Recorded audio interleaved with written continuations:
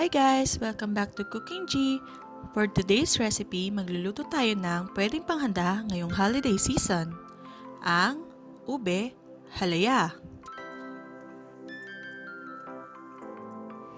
For our ingredients, here is the list. You can also check our description box. Umpisahan na natin ang pagluluto. Pakuluan ang ube hanggang lumambot ito. Kapag luto na, set aside and let it cool. Kapag malamig na ang ube, peel it off.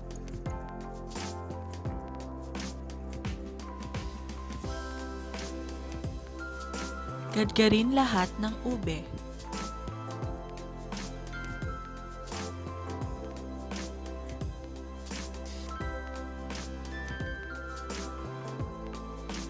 Kapag nagadgad na lahat ng ube, pwede na ihalo ang evaporated milk at condensed milk.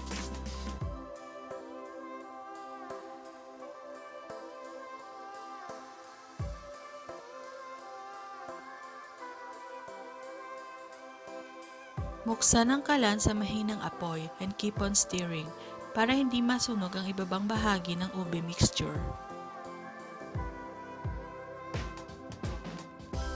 Ang pagluluto po ng ube ay medyo matagal dahil mahinang apoy lamang ito at lagi niyo po siyang hahaluin para maiwasang masunog ang ibabang bahagi ng ube mixture.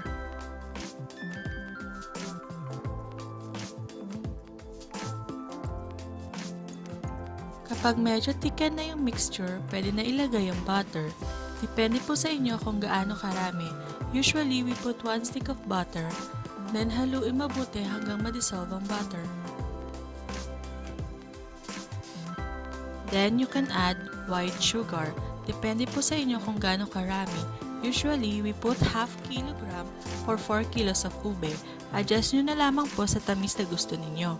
Then, haluin ulit mabuti hanggang ma-dissolve ang sugar.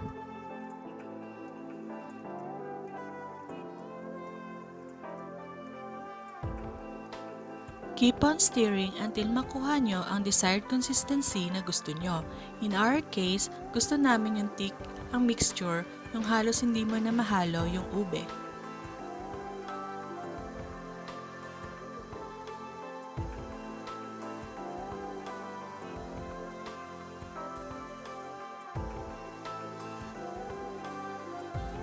Kapag luto na, pwede nyo na po ilagay sa container na preferred ninyo. Kung pang-negosyo nyo po, pwede po sa microwavable container. Then, you can put butter on top para ma-spread nyo po ng maayos ang ube sa container.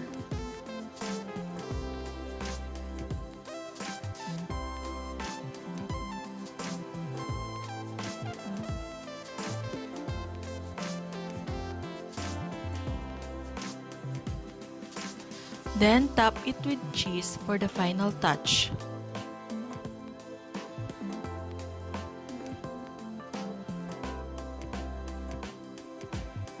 Luto na!